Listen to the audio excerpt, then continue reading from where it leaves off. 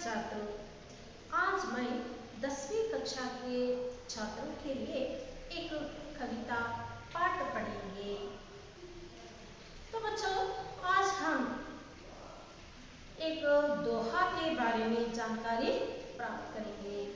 वो है गोस्वामी तुलसीदास जी हैं। आज हम गोस्वामी तुलसीदास जी के लिखे हुए तुलसी के दोहे, इस दोहे के बारे में जानकारी, विस्तृत जानकारी हम प्राप्त करेंगे। इस दोहे करने से पहले कुछ हम हिंदी साहित्य का इतिहास के बारे में जानकारी प्राप्त करना चाहिए। और बच्चों, हिंदी साहित्य को 4 भागों में विभाजित किया है। इस इतिहास को 4 भागों में विभाजित किया है।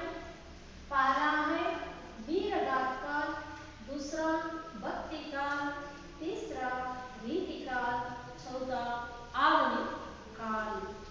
इस तरह जो 4 कालों में वो हिंदी साहित्य का इतिहास है। तो आज कौन सा काल है? आधुनिक काल है। सबसे पहला वीरगाथ काल।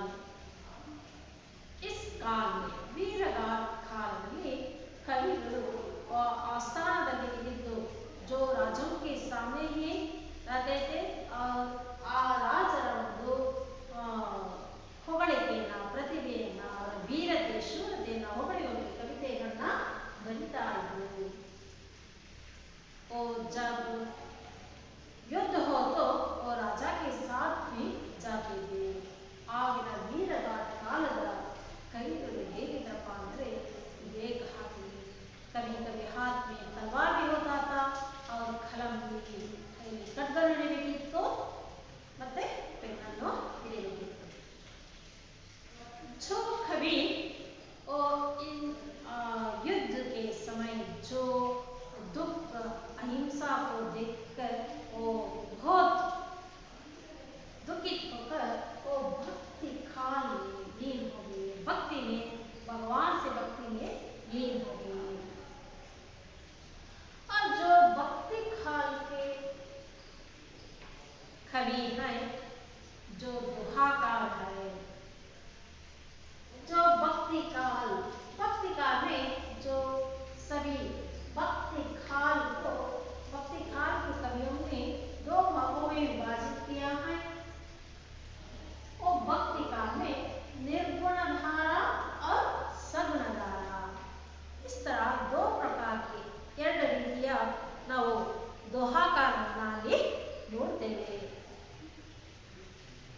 ಈ ಭಕ್ತಿ ಕಾಲದಲ್ಲಿ ಬರುವಂತಹ ಎಲ್ಲ ಕವಿಗಳನ್ನ ಇಲ್ಲಿ ನೋಡಬಹುದು।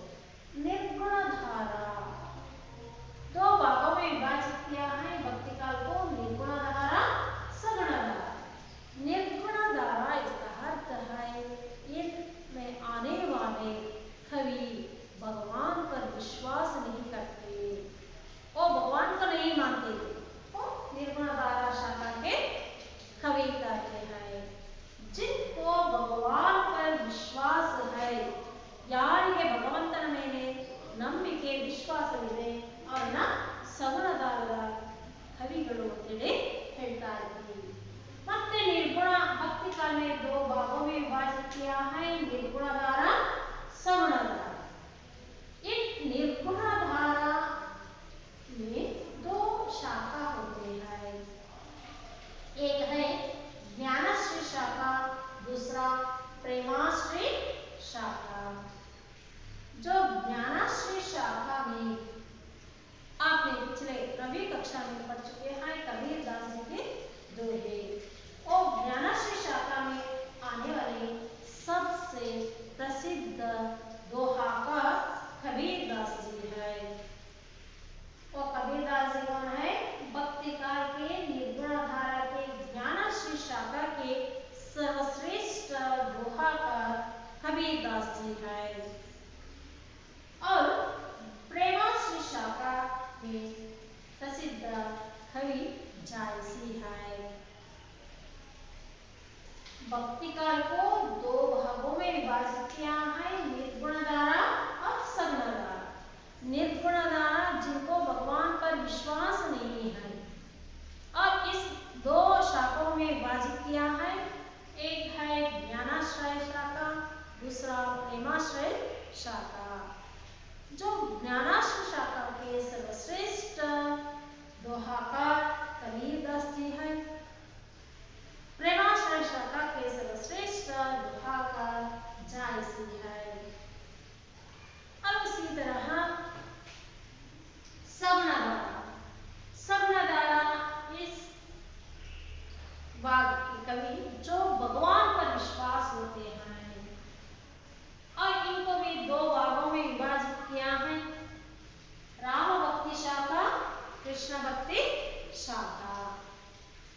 और राम भक्ति शाखा जो राम पर भरोसा रखने वाला और राम का वर्णन करने वाले जो भी दोहाकर होते हैं, राम भक्ति शाखा के दोहाकर कहते हैं।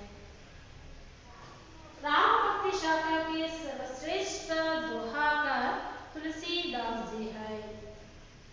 और कृष्ण भक्ति शाखा इनका आराध्य देव कृष्ण होता है, वो कृष्ण का ही वर्णन करते हुए अपने दोहे में लिखते हैं।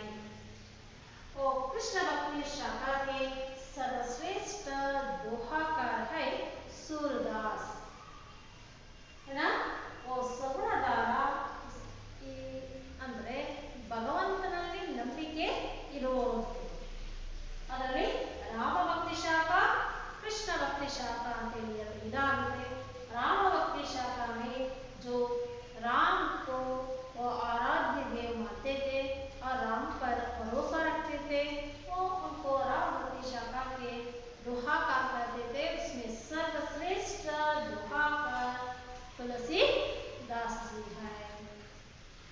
उसी तरह कृष्ण भक्ति शाखा एक कृष्ण को आराध्य दैव मानते थे, उनका दोहों में कृष्ण का बाल लीला और कृष्ण का वर्णन करते हैं। इन कृष्ण भक्ति शाखा का सर्वश्रेष्ठ दोहाकार सूरदास जी है। बच्चों, इतना हिंदी साहित्य का इतिहास है। पहला वीरगार काल या आदि काल, इस काल के बाद जो भक्ति काल आते हैं, इन भक्ति कालों में आने वाले सभी कवियों को दोहाकार कहते हैं।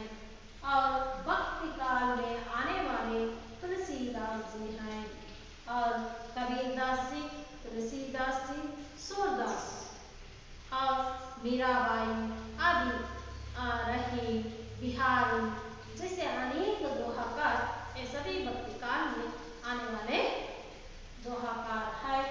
और इस दोहाकार का मुख्य उद्देश्य है अपने दोहों के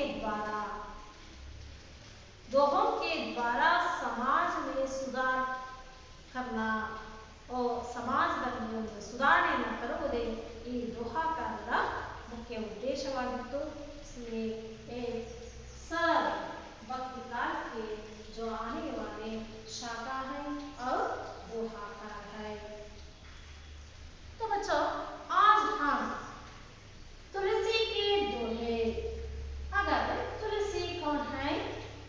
एक तुलसी भक्ति काल के सगुण धारा राम भक्ति शाखा के सर्वश्रेष्ठ कवि तुलसीदास जी हैं। और किस शाखा? राम भक्ति शाखा के सर्वश्रेष्ठ कवि तो दोहाकर तुलसीदास है। इसलिए तुलसी के दोहे, इस तुलसी के दोहे का दोहाकार, जो दोहा लिखते हैं उनको दोहाकार कहते हैं। दोहाकार गोस्वामी तुलसीदास जी हैं। गोस्वामी तुलसीदास, गोस्वामी तुलसीदास से रचित दोहा। पहले इस दोहा के बारे में जानकारी प्राप्त करेंगे। दोहा क्या है और दोहा का अर्थ क्या है,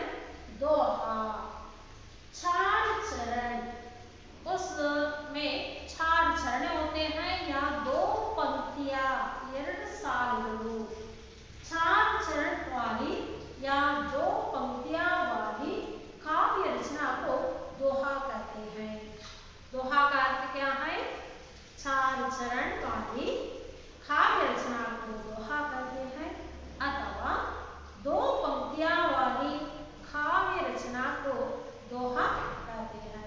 ಎರಡು ಸಾಲುಗಳುಳ್ಳ ಕಾವ್ಯ ರಚನೆಗೆ ನಾವು दोहा बताएगा। वो दोहा का अर्थ है चार चरण। एक तुलसीदास जी का एक दोहा है कि तुलसी मीठे वचन ते एक चरण है सुख उपजत चहु होर एक दूसरा चरण है वसीकरण या मंत्र है तीसरा परिहार वचन कठोर एक चार चरण होते हैं। एक दो तीन चार या दो पंक्ति तुलसी मीठे वचन ते सुख उपजत चहु ओर एक पंक्ति है वसीकरण या मंत्र है परिहर वचन कठोर एक दूसरा पंक्ति है।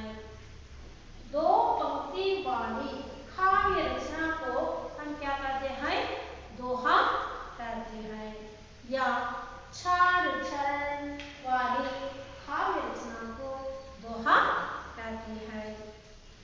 और किस तरह तुलसीदास ने अनेक दोहे इसमें लिखे हैं।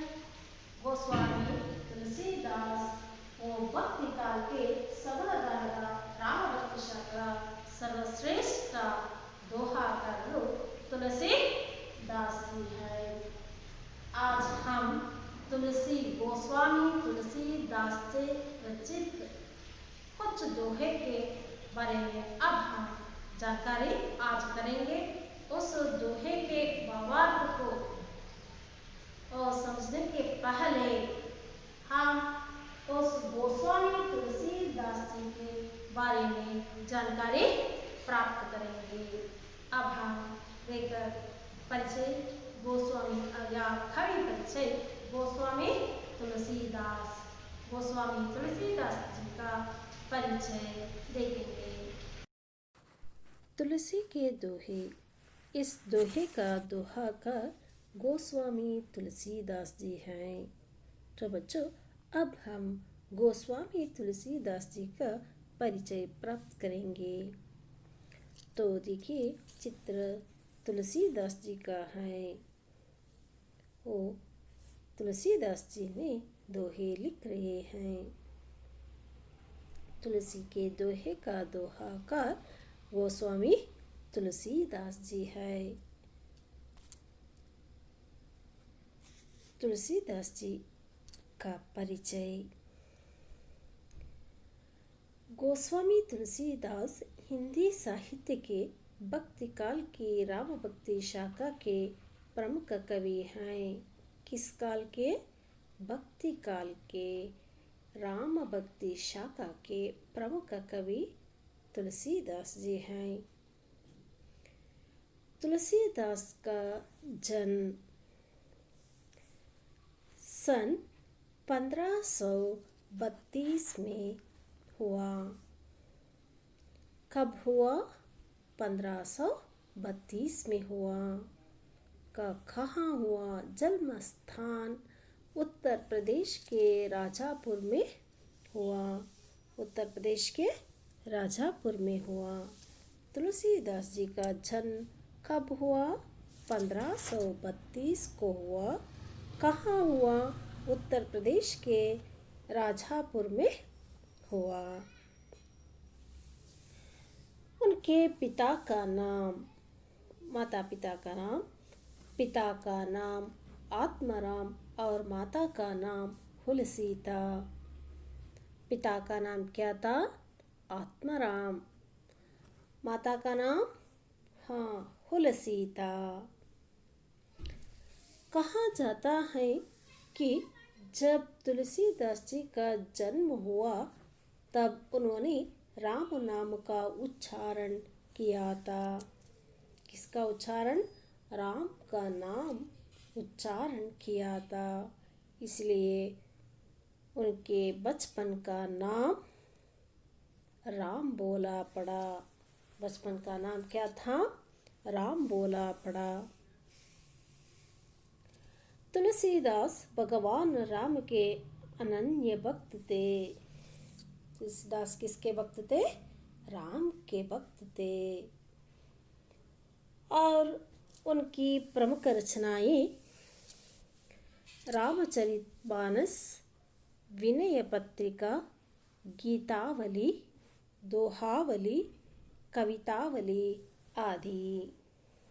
का सर्वश्रेष्ठ महाकाव्य रामचरितमानस है। इसके अलावा विनय पत्रिका, गीतावली, दोहावली, कवितावली आदि हैं।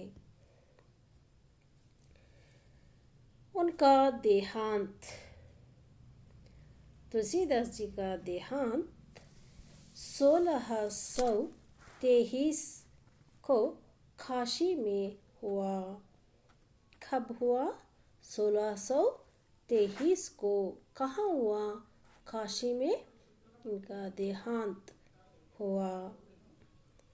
बच्चों, वो गोस्वामी ತುಳಸಿದಾಸರವರ ಜನನ ಮರಣ, ತಂದೆ ತಾಯಿ ಇವರ ಬಗ್ಗೆ ತಿಳ್ಕೊಂಡ್ವಿ। ಇನ್ನೊಂದ್ಸತಿ उनका नाम, कवि का तुलसी के दोहे कवि का नाम तुलसीदास जी है। जन्म काल सन 1532। जन्म स्थल उत्तर प्रदेश के राजापुर में हुआ। माता पिता तुलसी और आत्मा राम।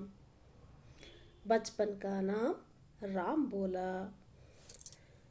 प्रमुख रचनाएं रामचरितमानस, विनय पत्रिका, गीतावली, दोहावली, कवितावली आदि। देहांत सन 1623 को काशी में हुआ। का देहांत काशी में हुआ। बच्चों, अब तक तुलसी के दोहे, इस दोहे का दोहाकार गोस्वामी तुलसीदास जी का परिचय हम प्राप्त किए हैं। तो बच्चों, अब तक गोस्वामी तुलसीदास जी का परिचय का माता पिता, जन्म, जो रचित काव्य, इसके बारे में अब तक हम जानकारी प्राप्त की है। तो अब हम तुलसी के दोहे, इस कविता के बारे में जानकारी प्राप्त करेंगे। और तुलसी के दोहे, इसका रचयिता गोस्वामी तुलसीदास जी है। और दोहा का अर्थ क्या है? 4 चरण वाली काव्य रचना को दोहा कहते हैं, या 2 पंक्तियां वाली काव्य रचना को हम दोहा कहते हैं। तो बच्चों, और इस दोहे से हम क्या सीख सकते हैं, या इसका आशय क्या है? तुलसी के दोहे, इस दोहे का आशय है, इन दोहों के द्वारा छात्र अच्छे कर्म करने और नैतिकता से जीवन बिताने की सीख प्राप्त कर सकते हैं। और दोहों का मुख्य उद्देश्य है और छात्रों में अच्छे कर्म, ಒಳ್ಳೆಯ ಕೆಲಸವನ್ನು और नैतिकता से जीवन बिताने की सीख प्राप्त कर सकते हैं। आगे वो तुलसी जी ने इन दोहों में मुखिया के लक्षण के बारे में, वो पहले दोहे में मुखिया का लक्षण, इसके बारे में बताया है। तो बच्चों, अपने अपने पुस्तक के खोलिए और ध्यान से इन दोहों को मैं पढ़ती हूँ, आप नजर लगाओ। पहले देखिए, मुखिया मुख सो छाइए, मुखिया मुख सो छाइए, कान पान को एक, कान पान को एक, मुखिया मुख सो छाइए, खान पान को एक, पाले पोसई सकल सहित विवेक। पाले पोसै सकल अंग तुलसी सहित विवेक। मैं एक बार राग से वो खाती हूँ। मुखिया मुख सो चाहिए, मुखिया मुख सो चाहिए, कान पान कोए, कान पान कोए, मुखिया मुख सो चाहिए, कान पान कोए, पाले पोसै सकल अंग, पाले पोसै सकल अंग, तुलसी सहित विवेक, तुलसी तुलसी सहित विवेक। मुखिया मुख सो चाहिए, कान पान कोए, पाले पोसै सकल अंग, तुलसी सहित विवेक, तुलसी तुलसी सहित विवेक। तो बच्चे ओ दोहा, एक दो पंक्तियां वाली एक काव्य है। इसका भावार्थ को बताने से पहले इस दोहे में आने वाले शब्दार्थ के बारे में जानकारी प्राप्त करेंगे। पहले मुखिया, मुखिया का अर्थ है नेता, नायका। सकल संपूर्ण, सहित युक्त या साथ, इस पहले दोहे में आने वाले और नया शब्द, इसका अर्थ अब हम जान चुके हैं। भावार्थ के ओर चलेंगे। मुखिया मुख सो चाहिए, मुखिया, मुखिया का अर्थ है नेता। वो नेता मुख, मुख मोह, मुख का अर्थ है या मोह वाई। मुखिया मुख सो चाहिए, सो समान, मुखिया मुख सो समान, सो चाहिए, और नेता मोह के समान होना चाहिए। वो खान पान को एक, वो खाता है, पीता है, वे अकेला। वो मुखिया मुख्यस्थ किसको समान होना चाहिए? मोह के समान। आ नायक बाह्य समान आगे इरबेको, क्योंकि ये मोह, मोह का अर्थ मोह, जिस तरह ये मोह अकेला, वो बंटगनागी, वो खाता है, पीता है, वो अकेला खाकर पीकर वो सारे अंग को, संपूर्ण शरीर के अंग को वो पालन पोषण करता है। जिस तरह मोह खाकर पीकर चन्ना गिंदो सारे शरीर को, पूर्ण शरीर का पालन पोषण करता है, उसी तरह मुखिया भी मुख के समान होना चाहिए। मुख या मोह, मुखिया दोनों के स्वभाव की समानता होना चाहिए। इब्बर ಒಂದು ಸ್ವಭಾವ ಒಂದೇ ರೀತಿ ಆಗಿರಬೇಕು। जिस तरह मोह अकेले खाकर पीकर सारे शरीर को पालता है, उसी तरह वो मुखिया, मुख्यस्थ, नेता, वो अपने वो खा अकेला ही करके वो काम विवेकवान से, वो विवेक सहित साथ युक्त, विवेक के साथ युक्त काम करके और उसका फल तरह केवल सभी को बांटना। ಆ ಮುಖ್ಯಸ್ಥ ಆ ಪ್ರಜೆಗಳ ನೋವು ಸಂಕಟ ಎಲ್ಲವನ್ನ ತನ್ನಲ್ಲಿ ಹಿಡಿದುಕೊಂಡು ವಿವೇಕತನದಿಂದ ಕೆಲಸ ಮಾಡಬೇಕು. ಅದರ ಫಲ ಎಲ್ಲ ಜನಗಳಿಗೂ ಲಭಿಸಬೇಕು. उसी तरह जिस तरह मोह अकेला खाकर पीता है, उसी तरह मुक्तिस्थ भी अकेले ही विवेक के साथ काम करना चाहिए। उसका फल जिस तरह का मोह का फल सारा शरीर पाता है, उसी तरह जो मुखिया का काम का फल सभी लोगों में बांटना चाहिए। मुखिया मुख सो चाहिए। यहाँ मुख और मुखिया इसका स्वभाव समानता होना चाहिए। मुखिया को मोह के समान होना चाहिए। वो मोह खाने पीने का काम अकेला करता है, लेकिन वह जो खाता पीता है उससे शरीर के सारे अंगों का पालन पोषण करता है।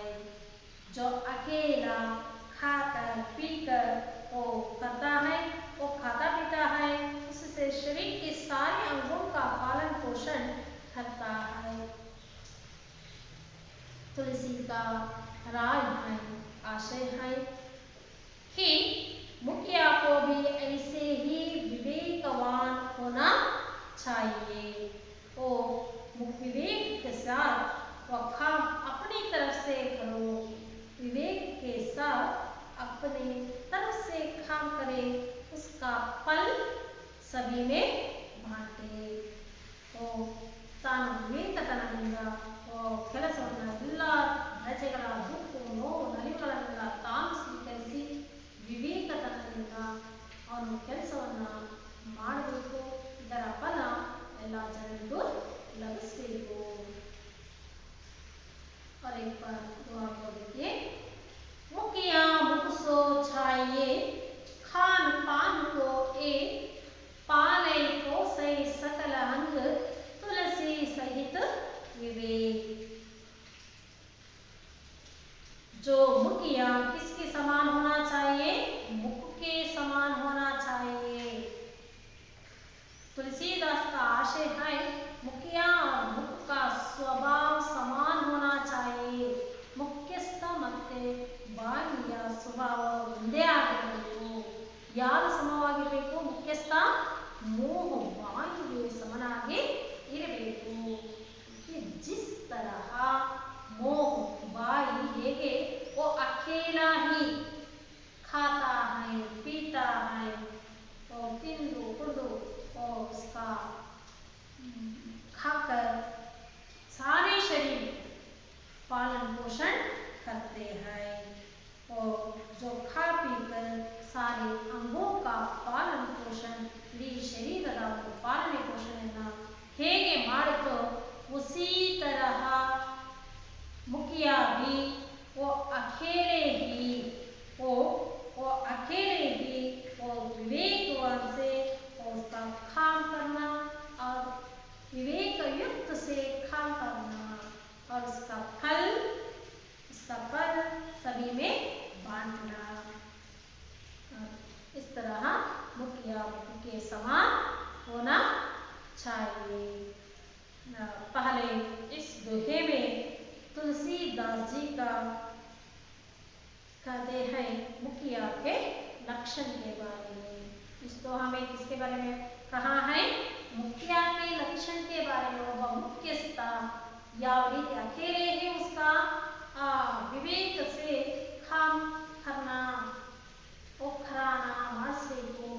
ಆ ಒಂದು ಜವಾಬ್ದಾರಿತವಾಗಿ ಮುಖ್ಯಸ್ಥ ಕೆಲಸವನ್ನು ವಿವೇಕತನದಿಂದ ಕೆಲಸವನ್ನು ಮಾಡಿದ್ರೆ ಅದರ ಫಲ ಇಡೀ ಜನಕ್ಕೆ ಸಮಾಜಕ್ಕೆ ಆಗುತ್ತೆ.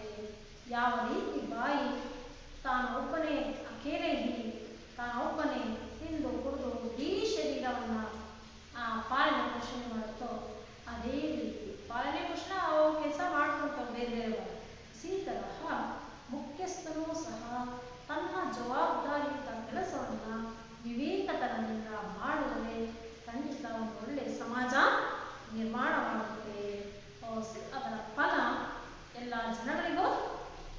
भी सीखते हैं। यानी इस दोहे में तुलसीदास ने मुख्यस्थ का लक्षण के बारे में बताया है। मैं और एक बार राग से बता दी। मुखिया मुख सो चाहिए, मुखिया मुख सो चाहिए, कान पान कोए, पालय पोसय सकल अंग, तुलसी सहित विवेक, तुलसी तुलसी सहित विवेक। बच्चों, एक दोहों को कंठस्थ करना है। परीक्षा की दृष्टि से एक 5 दोहे कंठस्थ के लिए है। आज मैं एक ही दोहे को कंठस्थ करने के लिए मैं कार्य देती हूँ। ಮೊದಲ ಈ ದಿನ ನೀವು ಈ ಒಂದು ದೋಹವನ್ನ ಕಂಠಪಾಠ ಮಾಡಿ ಬರಲಿ। ಏಕೆಂದರೆ ಪರೀಕ್ಷೆಯ ದೃಷ್ಟಿಯಿಂದ 4 अंकಗಳಿಗೆ 4 अंकों के लिए ये दोहा लिखने के लिए है। आप 5 दोहे सीखते तो 4 अंक पाते। आज केवल एक ही दोहे, ಈ ದಿನ ನೀವು ಕೇವಲ ಒಂದೇ ಒಂದು ದೋಹೆಯನ್ನು ಮನೆಯಲ್ಲಿ ಕಂಠಸ್ಥ ಮಾಡಿಕೊಂಡು ಬರಬೇಕು। तो ये दिन ನಾವು इस पहले दोहे के बारे में जानकारी प्राप्त की, इसका भावार्थ को हम समझ लिया। तो बच्चे, इस पहले दोहे के आधार पर जो भावार्थ आपने सुना है और समझा है, उसके आधार पर कुछ इस दोहे के संबंधित, पहले दोहे के संबंधित मैं एक प्रश्न पूछती हूँ, इसको आप उत्तर देना। इस पहले दोहे से संबंधित 2 प्रश्न हैं। एक ही वाक्य में उत्तर देना। तुलसीदास मुख को क्या मानते हैं? और तुलसीदास मुख को क्या मानते हैं? तुलसीदास मुख को, मुख का अर्थ मोह को मुखिया मानते हैं। मुखिया मानते हैं। क्या मानते हैं? मुखिया मानते हैं। मुख ಅಂದರೆ ಬಾಯಿ, ಬಾಯಿಯನ್ನು ಏನಂತಂದರೆ ಮುಖ್ಯಸ್ಥ। ಯಾವ ರೀತಿ शरीर के लिए वो मोह मुख्य होता है, इसी तरह एक समाज के लिए मुखिया भी उतना ही अनिवार्य है। वो ಯಾವ ರೀತಿ ಇದು ನಮ್ಮ ಶರೀರಕ್ಕೆ ಬಾಯಿ ಮುಖ್ಯವಾಗಿರೋ ಸಮಾಜಕ್ಕೆ ಒಬ್ಬ ಮುಖ್ಯಸ್ಥನ ಮುಖ್ಯವಾಗಿರುತ್ತದೆ। तुलसीदास मुख को क्या मानते हैं? तुलसीदास मुख को मुखिया मानते हैं। मुखिया को किसके समान होना चाहिए? आ मुख्य स्थान यारिरಬೇಕು? हाँ, ಏನಿದು मुखिया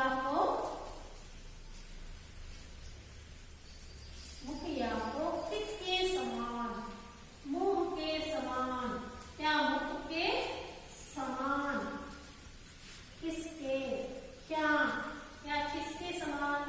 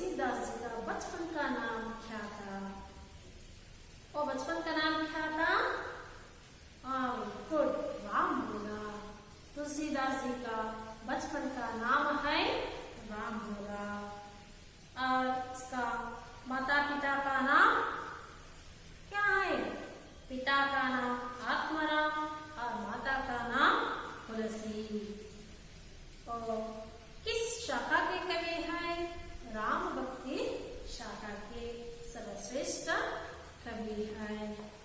तो बच्चों अब तक इस तुलसीदास जी के दोहे और इसके तुलसी के दोहे दोहाकार गोस्वामी तुलसीदास जी का परिचय और हिंदी साहित्य का इतिहास और भक्ति काल का भेद और तुलसीदास जी का पहला दोहे का भावार्थ, तो सब कुछ आज हम सीखते हैं, वगैरह जानकारी प्राप्त की है। तो बचे हुए और 4 दोहे मैं अगले कक्षा में करती हूँ। तो बच्चों पहले अंतिम गृह कार्य है। इस पहले दोहे के आधार पर मैं केवल 2 ही प्रश्नों को गृह कार्य के लिए देती हूँ। और गृह कार्य का पहला प्रश्न है, मुखिया को मुख के समान होना चाहिए। ಮುಖ್ಯಸ್ಥ ಮುಖನ ಸಮಾನವಾಗಿ ಬಾಯಿಗೆ ಸಮಾನಾಗಲಿರಬೇಕು मुखैसे। इसका उत्तर लिखिका लगाना।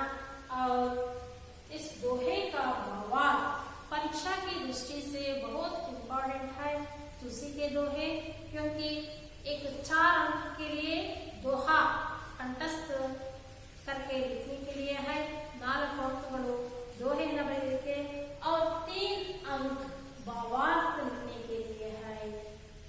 4 दोहेನ ಬರೆಯಲಿಕ್ಕೆ, 3 भावार्थವನ್ನು बರೆಯಲಿಕ್ಕೆ। इस पहले दोहे का भावार्थ लिखकर लगाना। ओ मुखिया मुख सो चाहिए, खान पान को एक, पाले को सही सकल अंग, तुलसी सहित विवेक। इस दोहे का भावार्थ लिखना। और तुलसीदास जी इस दोहे के बारे में क्या कहा है, इसके बारे में इस भावार्थ को अब घर में लिख कर लाना। और एक प्रश्न, एक भावार्थ का एक दोहा, इन दोहों को आप घर में पहले सीख कर, पहला दोहा को सीख कर कंठस्थ